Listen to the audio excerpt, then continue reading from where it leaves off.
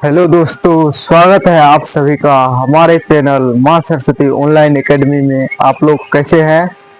आशा है बढ़िया होंगे, स्वस्थ होंगे एंड पढ़ाई लिखाई भी अच्छे से कर रहे होंगे।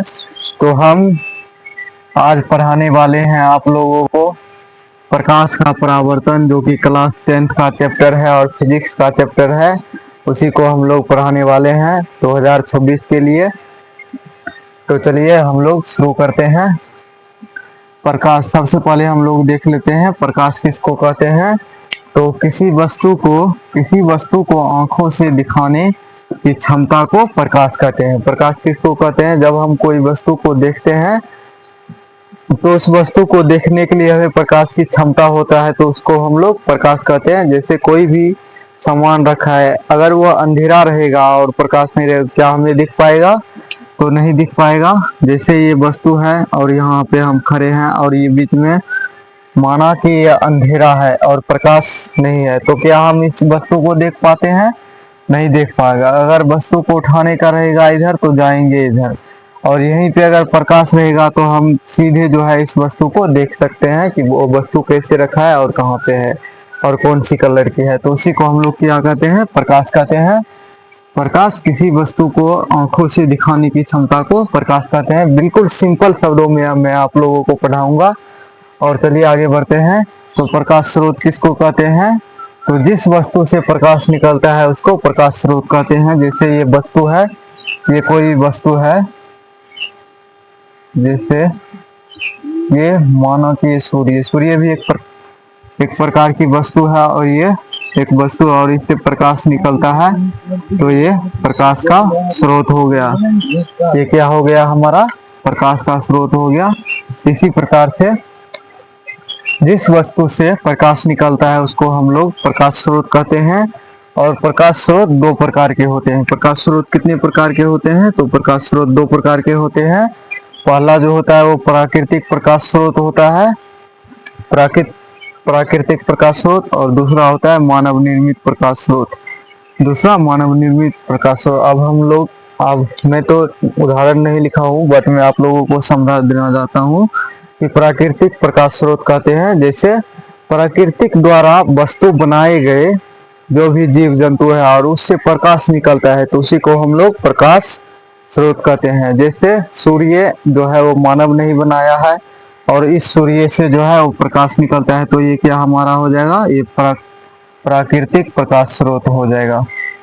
प्राकृतिक प्रकाश स्रोत, ये क्या हो जाएगा? हमारा प्राकृतिक प्रकाश स्रोत। और जैसे सूर्य हो गया, बिजली हो गया, ये सभी क्या है? हमारा प्राकृतिक प्रकाश स्रोत है।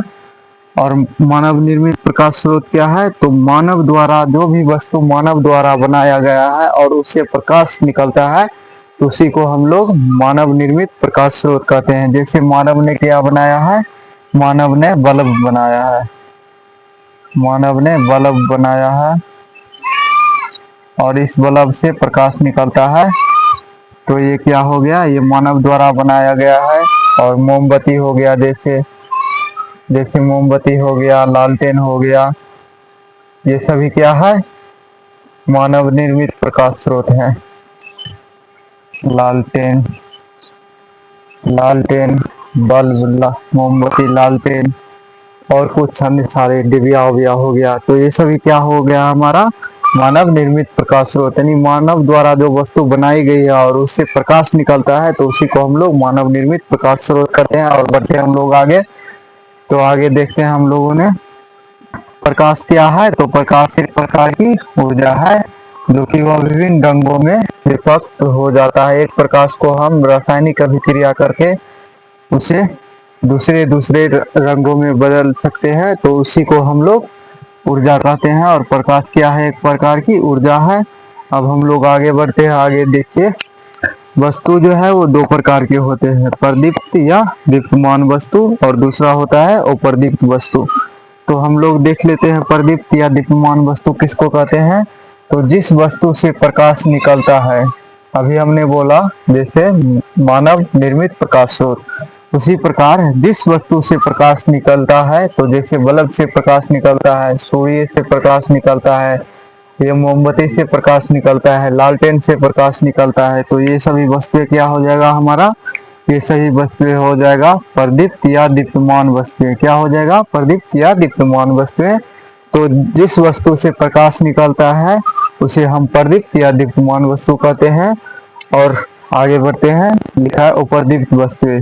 तो जिस वस्तु से प्रकाश नहीं निकलता है उन्हें हम अप्रदीप्त वस्तु कहते हैं। जिस वस्तु से प्रकाश नहीं निकलता है उन्हें हम अप्रदीप्त वस्तु कहते हैं। जैसे हो गया हमारा कुर्सी हो गया, टेबल हो गया, फैन हो गया, ये सभी क्या है हमारा, ये सभी अप्रदीप्त वस्तु है। और आगे बढ़ते हैं हम लोग और देखते हैं प्रकाश की किरण किसको कहते हैं। तो प्रकाश की किरण, एक सरल रेखा पर चलने वाले प्रकाश को प्रकाश की किरण कहते हैं। एक सरल रेखा पर चलने वाले प्रकाश को प्रकाश की किरण कहते हैं, प्रकाश की किरण कहते हैं। जैसे ये प्रकाश की क्या है, किरण है। ये अभी सीधी जा रहा है, बिल्कुल सीधी जा रहा है, कहीं टेढ़ा उड़ा नहीं हो रहा है, नहीं मुड़ रहा है, तो ये हमारा क्या हो जाएगा, ये प्रकाश की किरण हो गया।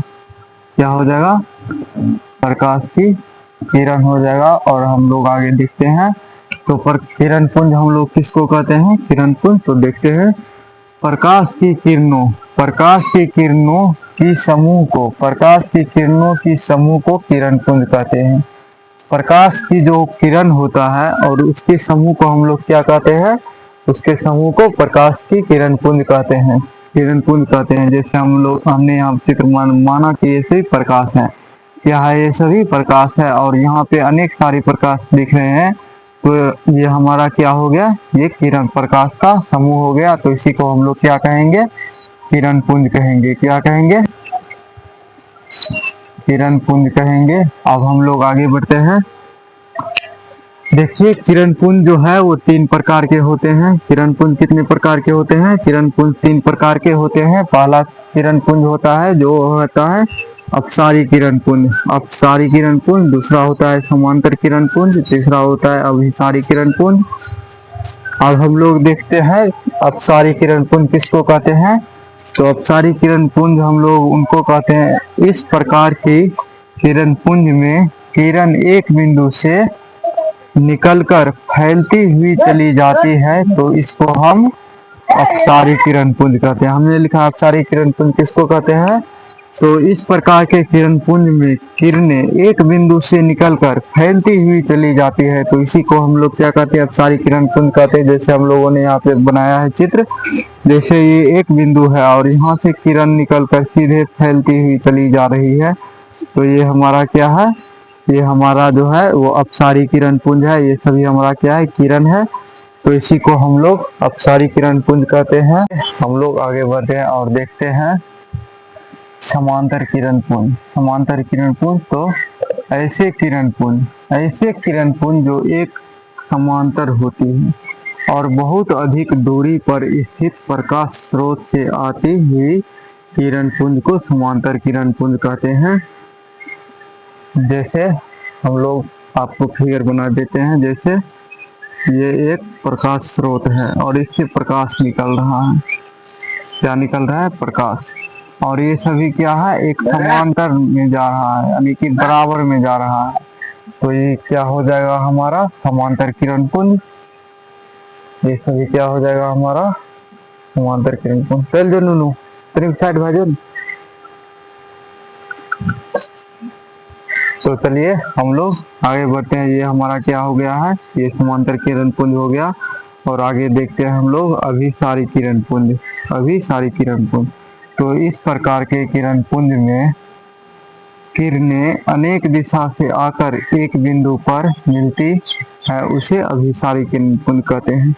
अभिसारी किरण पुंज में क्या होता है, तो अनेक दिशा से किरणें आकर, और माना कि ये सभी उंगलियां हमारा क्या है, किरणें हैं, और ये सभी जो है ये आकर के हाथ में मिल रहा है, और ये हाथ माना हमारा एक बिंदु है, तो ये हमारा क्या हो जाएगा, अभिसारी किरण पुंज। जैसे ये किरणें जो है इधर से आकर के ये यहाँ पे मिल रहा है, तो ये क्या है हमारा अभिसारी किरण पुंज हो जाएगा।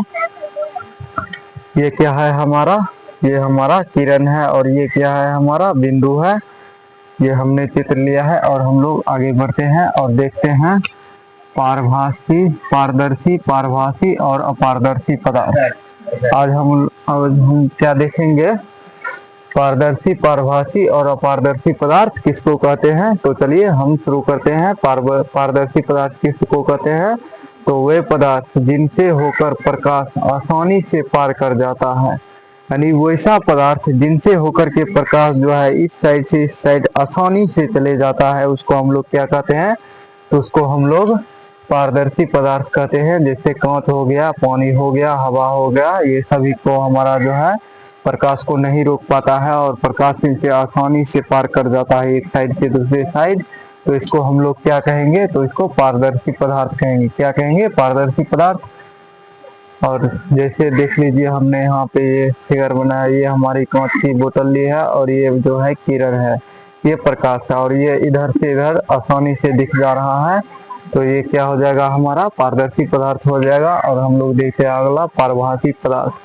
तो वे पदार्थ जो उन पर पड़ने वाले प्रकाश को, यानी वैसा पदार्थ जो उस पर पड़ने वाले प्रकाश को एक छोटे से टुकड़े को ही अपने से होकर जाने देते हैं, तो उसको पारभासी पदार्थ कहते हैं।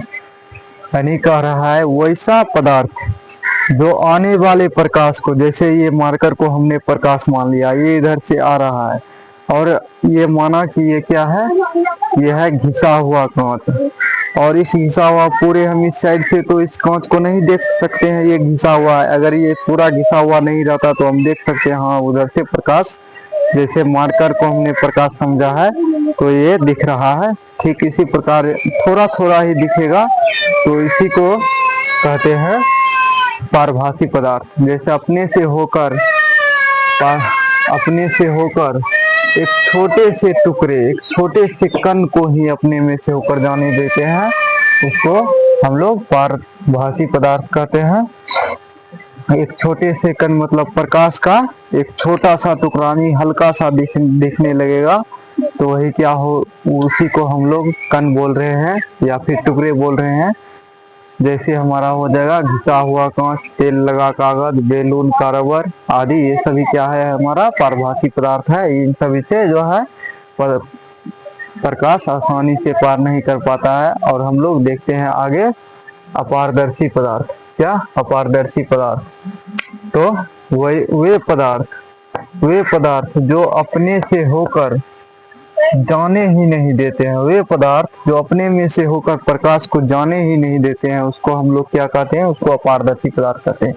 यानी माना कि ये जो हाथ है हमारा एक पदार्थ है और इधर से प्रकाश आ रहा है और ये इधर से इस साइड नहीं जाने दे रहा है, जरा सा भी नहीं, तो ये क्या हो जाएगा हमारा, ये हो जाएगा पारदर्शी पदार्थ। अपारदर्शी पदार्थ क्या हो जाएगा, अपारदर्शी पदार्थ। जैसे लकड़ी, अगर लकड़ी पे हम लोग प्रकाश को देखेंगे तो क्या लकड़ी के उस साइड हम प्रकाश को देख पाएंगे, नहीं देख पाएंगे।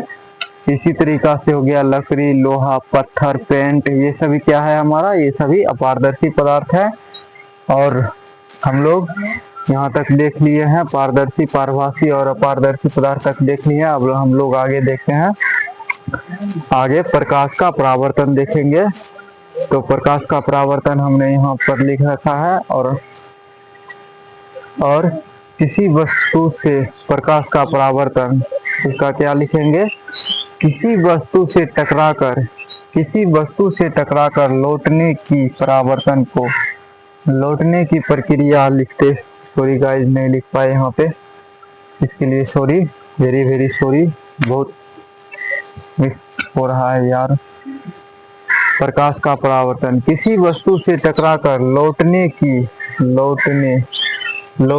यहाँ पे प्रक्रिया लिखते, लौटने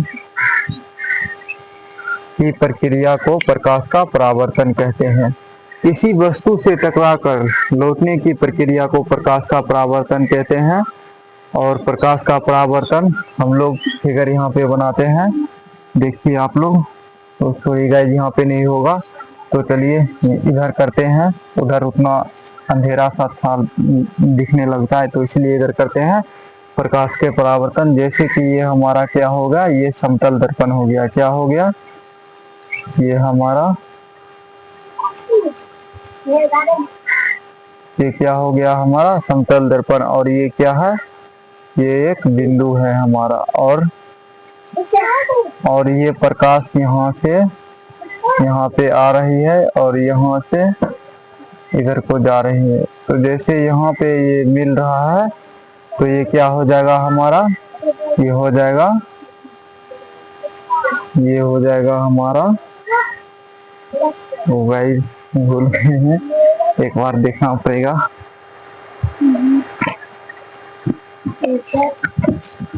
सॉरी गाइस, अभी उतना प्रैक्टिस नहीं बना। हो जाएगा हमारा, ये हो जाएगा आपतन बिंदु, आपतन बिंदु। ये क्या हो जाएगा हमारा आपतन बिंदु, और ये क्या हो जाएगा हमारा अभिलंब। क्या हो जाएगा अभिलंब, और ये हो जाएगा हमारा आपतित किरण।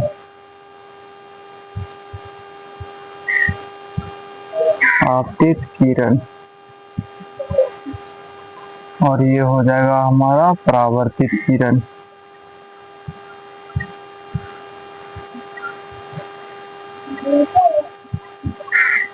परावर्तित